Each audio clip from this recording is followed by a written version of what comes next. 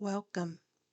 I am Day of DHB Recovery Network. We all experience loss on so many levels. Over the past few years, I have personally experienced the loss of beloved family members. Some of these family members were elderly or ill. Some were children under the age of 18. Just recently, there was someone that was involved in gun violence and lost their lives. Grief sits within. Let's walk together as we grieve one day at a time on this weekly blog that will be posted each Sunday at 7 a.m. Pacific Standard Time. Fair use.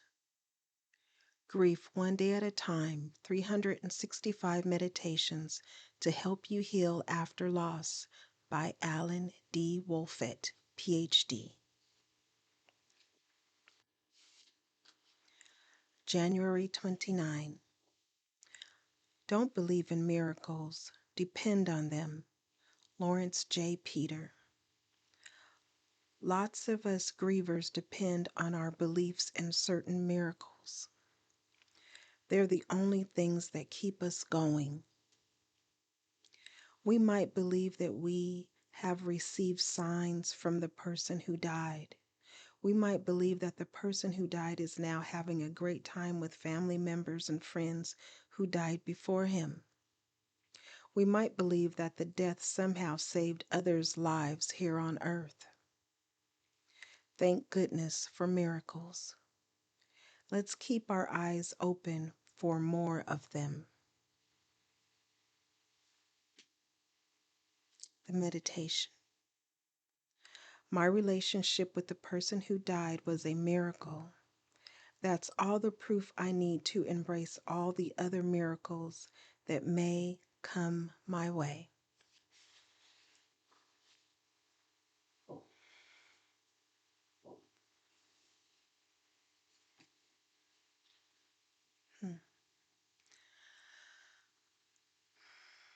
January 30th. Make it dark, make it grim, make it tough, but then, for the love of God, tell a joke. Joss Whedon. Grief is dark and grim and tough.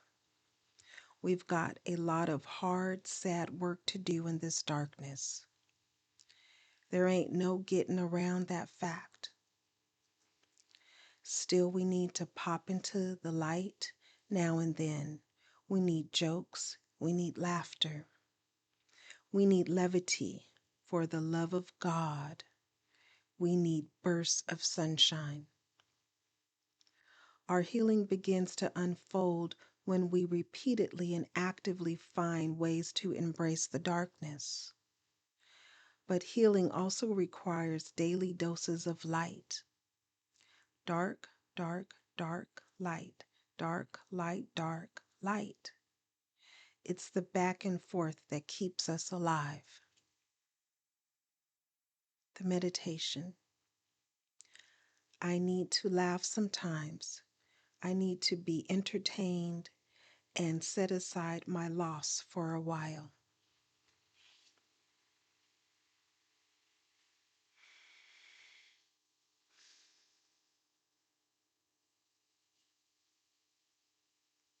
January 31st. When you get to the end of your rope, tie a knot and hang on. Franklin D. Roosevelt. Sometimes our grief has us at the ends of our ropes. We feel like we've used up our last reserves of coping and grace, and we can't hold on any longer. Good old FDR has a suggestion. When we're at the ends of our ropes, we can do something instead of continuing to be passively buffeted about by all the bad stuff that life seems to be sending our way. We can act. Instead of just clinging, we can reach out and tie a knot. In grief, tying a knot might mean phoning a friend or making an appointment to see a compassionate grief counselor or taking a time out to visit a place we find spiritual or attending a support group.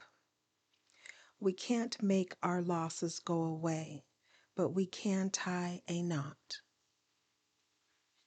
The meditation reads, if ever I feel I'm at the end of my rope, I'll tie a knot.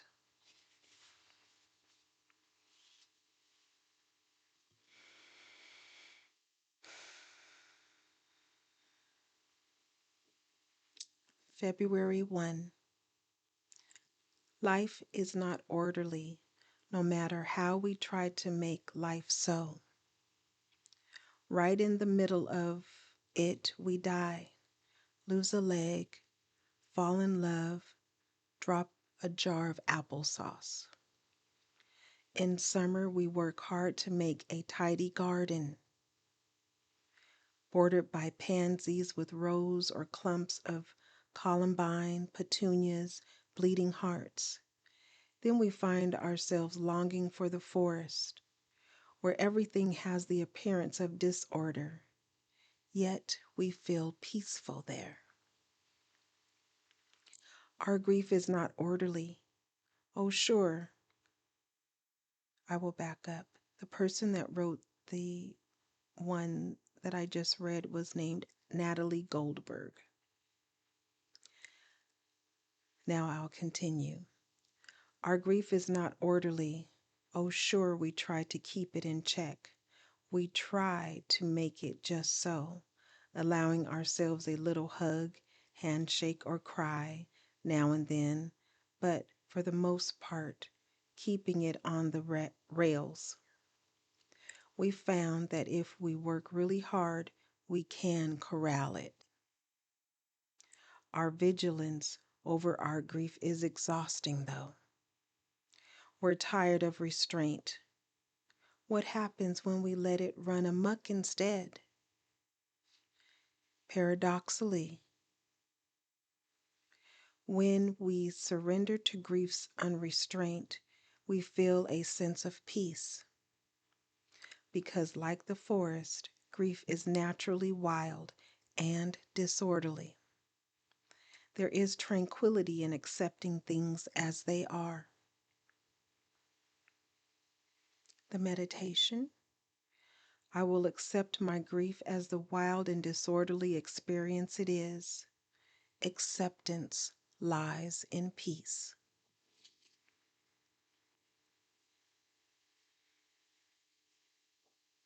February 2nd.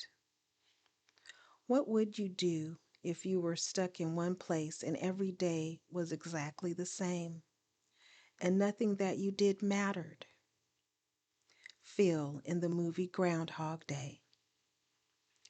In case you haven't seen it, the romantic comedy movie Groundhog Day is about a jaded, self-centered man who has to live the same exact day over and over again. Our grief can feel like that, I've noticed. We wake up to the same horrible realization every day, and while the inconsequential particulars of each day may vary, we have no choice but to slog through another 24 hours of pain and despair. We're stuck in one place. Every day seems the same. Nothing we do matters. In the film, the main character, Phil, eventually starts trying different things in an effort to enjoy his endless Groundhog Day. He learns to play the piano, sculpt, ice, speak French, and most of all, make friends and help others. Only when he learns to focus on love and connection with others is the time loop broken. What do you know? The meditation reads, When I feel stuck in my grief, I will make an effort to connect with others. This will help me get unstuck.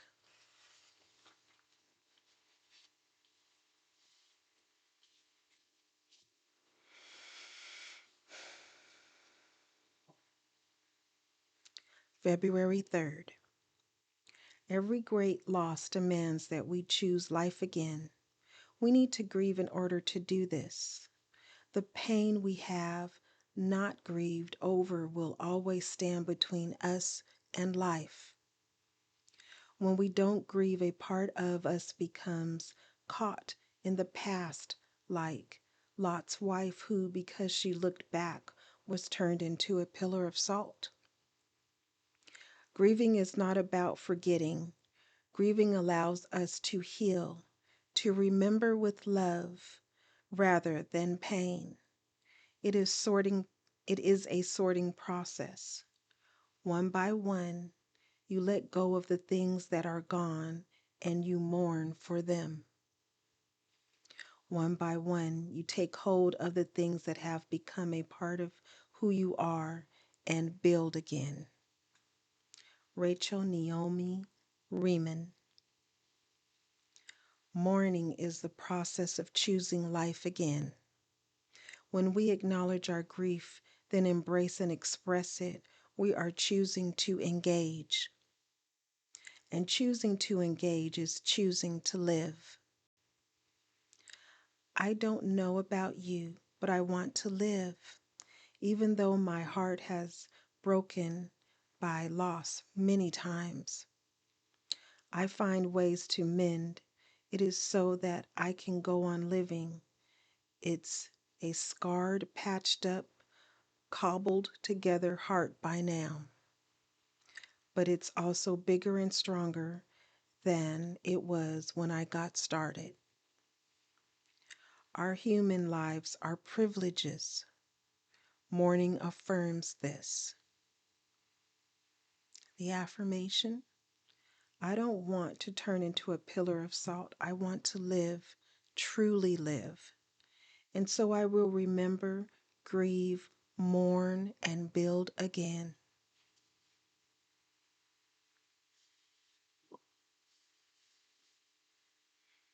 February 4. Don't cry because it's over. Smile because it happened. Dr. Seuss.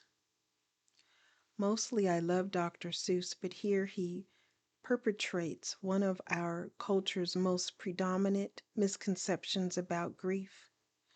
We shouldn't be sad because the people who died wouldn't want us to be sad. Crying doesn't do anyone any good. We deserve to be happy. But we are sad. Of course we are. And if we are sad, that means we need to be sad. What's more, crying is great for our bodies and souls because it releases stress chemicals, signals to others we need support, and helps us feel better afterward. It's a form of active mourning, and active mourning is always good. When you run into this quote by Dr. Seuss, and you will, it's everywhere. Here's what I want you to think to yourself instead: cry because it's over and smile because it happened. Crying is good for us. So is learning to smile at the good memories and the love we still feel. The two actions are not mutually exclusive, they go hand in hand. The affirmation reads: I can cry because it's over and also smile because it happened.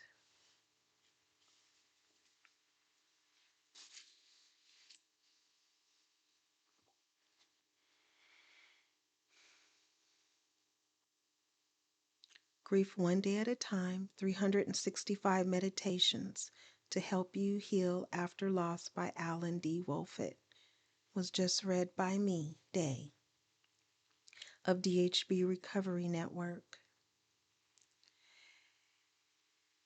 If by chance you come across some other grief readings, please feel free to share your thoughts and comments in the comment section below. Excuse me.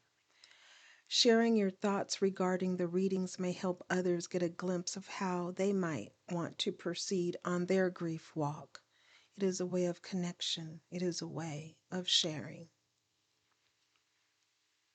If you would like to get more support while you're on your grief journey, remember that you are not alone.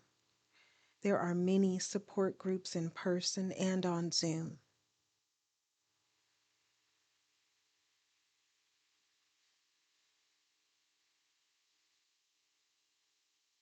Like, share, and subscribe. And most of all, be the you that you are created to be.